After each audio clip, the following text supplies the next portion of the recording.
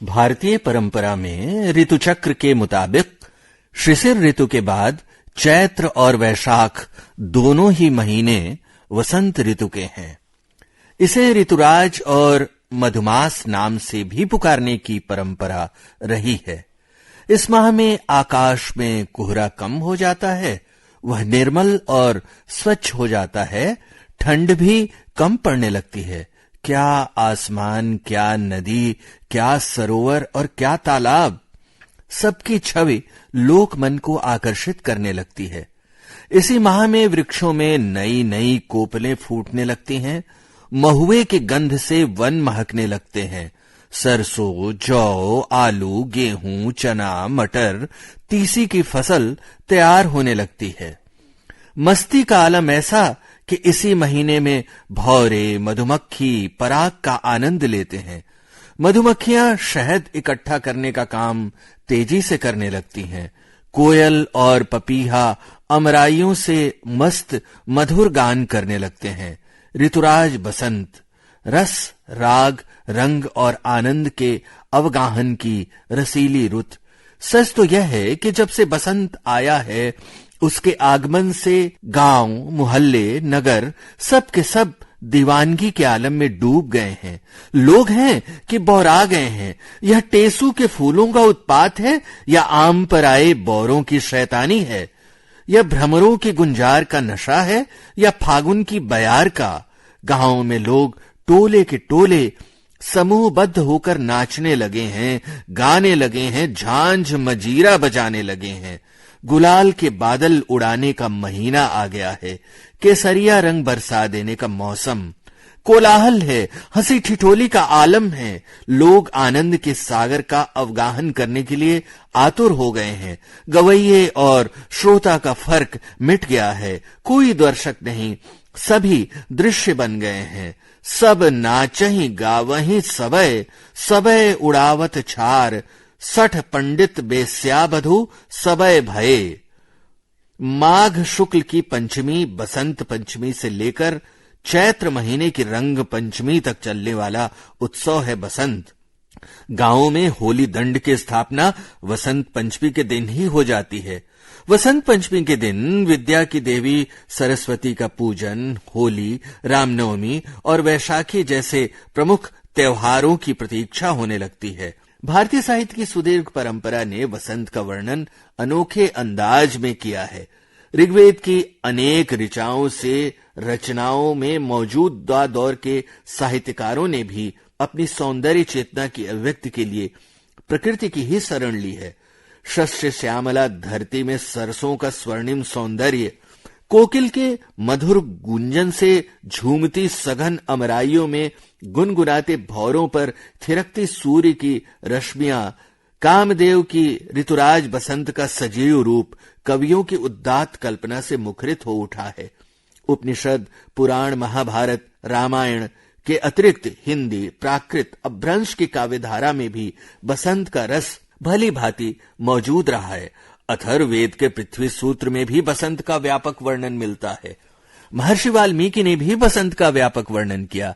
किष्किंधा कांड में पंपा सरोवर तट के वर्णन में इसका उल्लेख मिलता है। अयम वसंतः सौमित्रे नाना विहग नंदिता। अश्वघोष कृत बुद्ध चरित में भी बसंत ऋतु के वर्णन का जिक्र है। भारवी के किरातर्जुनीयम, शिशुपाल वध, नैषध चरित, रत्नाकर कृत हरि विजय, श्रीकंठ चरित, विक्रामांक देव रचित श्रृंगार शतकम, गीत गोविंदम, कादंबरी, रत्नावली, मालती माधव और प्रसाद की कामायनी में बसंत को महत्वपूर्ण मानकर इसका सजीव वर्णन किया गया है। कालिदास ने बसंत के वर्णन के बिना अपनी किसी भी रचना को नहीं छोड़ा है। मेघदूत में यक्षप्रिया के पदों के आघात से फूट पड़ने वाले अशोक और मुख मदिरा से खिलने वाले वकुल के द्वारा कवि बसंत का स्मरण करता है। हिंदी साहित्य की आदिकालीन रास परंपरा का विसलदेव रास कवि नरपति नाल का अनूठा गौरव ग्रंथ है। इसमें स्वस्थ प्रणय की एक सुंदर प्रेम गाथा गाई गई है। प्राकृतिक वातावरण के प्रभाव से विरह वेदना में उतार चढ़ाव होता है। बसंत की धमाल शुरू हो गई है। सारी प्रकृति खिल उठी है। रंग बिरंगा वेश धारण कर सखियां आकर राजमती से कहती हैं, चलो सखी आणो प्याणा जाई, आज दी सई सुकाल्हे नहीं, पियसो कहूं संदेशड़ा, हे भौरा हे काग, ते धनि विरहे जरी मुही, तेहि दुख धुआं हम लाग। विरहणी विलाप करती हुई कहती है कि हे प्रिय, तुम इतने दिन कहां भटक गए। बसंत यूं ही बीत गया, अब वर्षा आ गई। सूरदास ने भी बसंत लीला के बारे में लिखा है। कहते हैं 100 से अधिक पद उनके हैं बसंत के बारे में। सूरदास गोप संस्कृति में रगी पगी होली का सजीव चित्रण करते हैं, वह भी तो बसंत का हिस्सा है। उन्होंने फाग को सब सुखों का सार बतलाया। उन्होंने लिखा है कि फाग में हृदय का गुप्त अनुराग प्रकट हो जाता है। सूरदास ने फागुन की 15 तिथियों का वर्णन किया है, जिसमें सम्राट कामदेव का शासन है। लोक वेद की मर्यादा को टांग दिया गया। इसमें हरि होरी है कि टेक के साथ साथ चल रही है। नृपति कहे सोई कीजिए, क्यों राखिए विवेक, अहो हरि होरी है। फल फूलन सब डार उड़ाई, झुंड बंधी के पंचम गाई, बाजही ढोल दुदुम्भी भेरी, मादक तूर झांझ चहु फेरी, नवल बसंत नवल सब वारी, सेंदुर बुमका होत धमारी। भक्त कवि कुंभनदास ने भी बसंत का भावोत्पादक वर्णन किया। कवि कृष्णदास ने बसंत के माहौल का भी वर्णन किया। तुलसीदास के काव्य में बसंत की अमृत सुधा की मनोरम झांकी है। सब ऋतु ऋतुपति प्रभाऊ, सतत बहे त्रिविध बाताऊं, जनु बिहार वाटिका, नृपपंच बान की, जनक की वाटिका की शोभा अपार है। वहां राम और लक्ष्मण आते हैं। भूप बाग वट देखो जाऊ, जहां बसंत ऋतु रही लुभाई। घनानंद का प्रेम काव्य परंपरा के कवियों में सर्वोच्च स्थान पर है। ये स्वच्छंद, उन्मुक्त और विशुद्ध प्रेम तथा गहन अनुभूति के कवि हैं। प्रकृति का माधुर्य प्रेम को उद्दीप्त करने में अपनी विशिष्टता रखता है। कामदेव ने वन की सेना को ही बसंत के समीप लाकर खड़ा कर दिया। राज रचि अनुराग जचि, सुनिके घनानंद बांसुरी बाजी, फैले महीप बसंत समीप, मनो करी कानन सैन है साजी। रीतिकालीन कवियों ने जगह जगह बसंत का सुंदर वर्णन किया है। आचार्य केशव ने बसंत को दंपत्ति के यौवन के समान बताया है, जिसमें प्रकृति की सुंदरता का वर्णन है। भंवरा डोलने लगता है, कलियां खिलने लगती हैं, यानी प्रकृति अपने भरपूर यौवन पर है। आचार्य केशव ने इस कविता में प्रकृति का आलंबन रूप में वर्णन किया है। दंपति जोबन रूप जाति लक्षण युत, सखी जन कोकिल कलित बसंत फूलित, फलदली अली उपवन। बिहारी प्रेम के संयोग पक्ष के चतुर चितेरे हैं। बिहारी सतसई उनकी विलक्षण प्रतिभा का परिचायक है। कोयल की कुहू कुहू तथा आम्र मंजरियों का मनोरम वर्णन देखिए। वन वाटुन हपिक वट पदा, ताकि विरहुन मत नैन, कुहो कुहो कही कही ऊबे, करी करी रीते नैन, हिये और सी ले गई, डरी अब छीके नाम, दूजे करी डारी खदी, बौरी बौरी आम।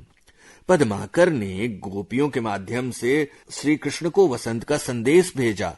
पात बिन कीन्हे ऐसी भांति बनगी बेलिन के, परत न चीन्हे थे जे लरजत लुंज है, कहे पद्माकर बिसासिया बसंत कैसे, ऐसे उत्पात गात गोपिन के भुंज है।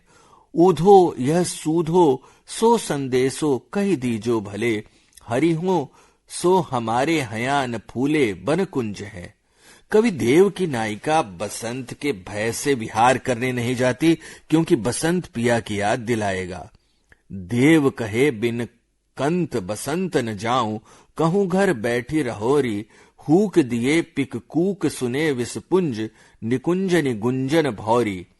सेनापति ने बसंत ऋतु का अलंकार प्रधान वर्णन करते हुए बसंत के राजा के साथ रूपक संजोया है। बरन बरन तरु फूल उपवन वन, सोई चतुरंग संग दलि लहयुत है, बंदो जिमि बोलत बिरद वीर कोकिल, गुंजत मधुप गान गुन गहियतु है। ओबे आस पास पहुवन की सुबास सोई, सोंधे के सुगंध मास सने रहियतु है। आधुनिक कवियों की कलम से भी बसंत अछूता नहीं रहा। महादेवी वर्मा की अपनी वेदनाएं उदात्त और गरिमामयी हैं। मैं बनी मधुमास आली। मैथिली शरण गुप्त ने उर्मिला के असाधारण रूप का चित्रण किया है। उर्मिला स्वयं रोदन का पर्याय है। अपने आंसुओं की वर्षा से वह प्रकृति को हरा भरा करना चाहती है। हंसो हंसो हे शशि फलो फूलो, हंसो हिंडोरे पर बैठ झूलो। यथेष्ट मैं रोदन के लिए हूँ, झड़ी लगा दूं इतना पिए हूँ। सुमित्रा नंदन पंत ने कोयल के माध्यम से वसंत के आगमन की सूचना का वर्णन करते हुए मानो मनुष्य से श्रेष्ठ पशु पक्षी को बताया, जो कि महक से जान जाते हैं कि बसंत आ गया। काली कोकिल सुलगा उर्मे स्वरमयी वेदना का अंगार, आया वसंत घोषित दिगंत कहती भर पावक की पुकार। महाप्राण सूर्यकांत त्रिपाठी निराला ने ध्वनि शीर्षक कविता में इसका वर्णन करते हुए कहा है, अभी अभी ही तो आया है मेरे जीवन में मृदुल वसंत, अभी न होगा मेरा अंत। निराला ने वसंत ऋतु से अपने जीवन की सुखद शुरुआत करते हुए अपने लेखन और आयु को दीर्घ बताने का प्रयास किया है।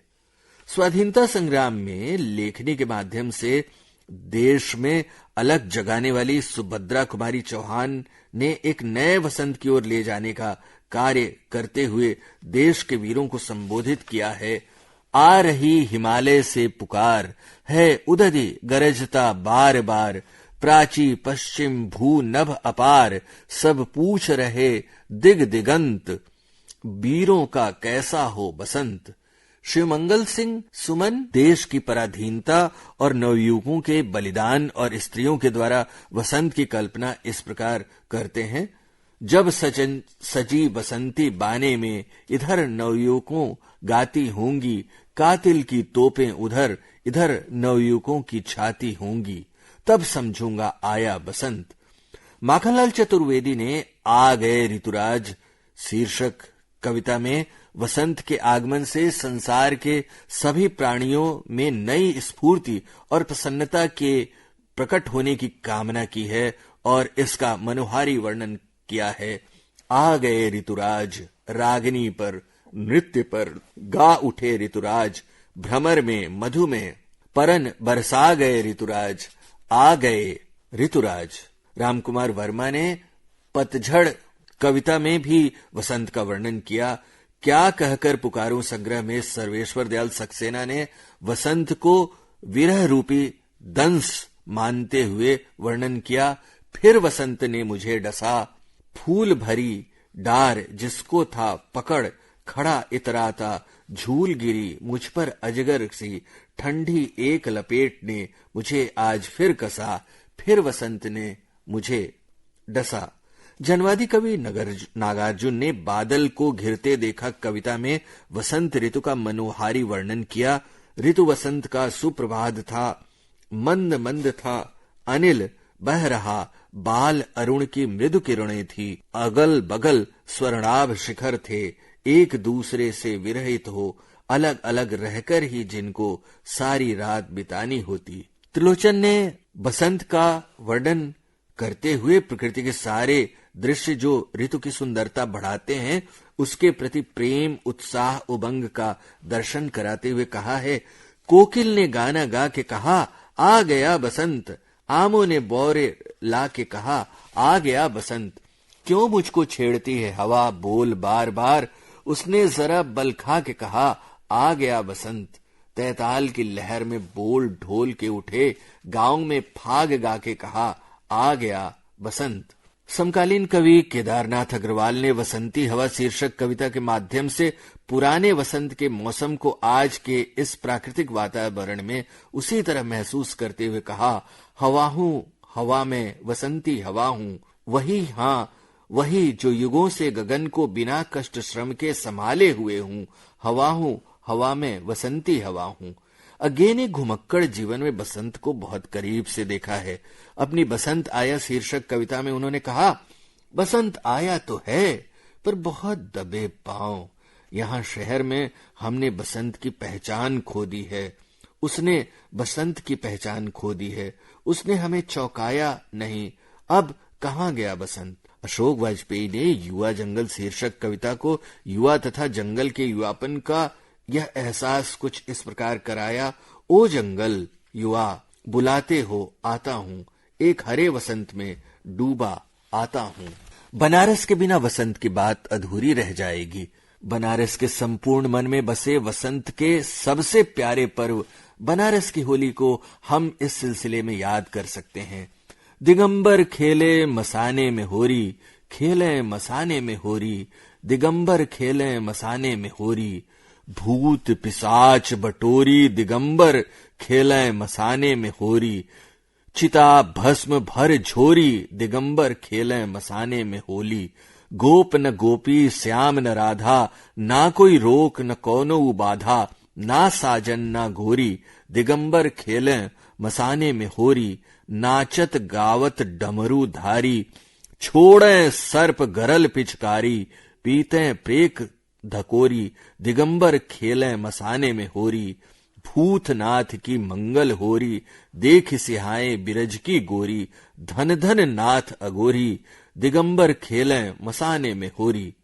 बनारस की इस होली में वसंत के समस्त भाव अपने पूरेपन के एहसास के साथ प्रकट हैं, जहां हर तरह के बंधन टूट जाते हैं, बच जाता है अनहद नाद का आनंद, अप्रतिहत अनाहत शाश्वत।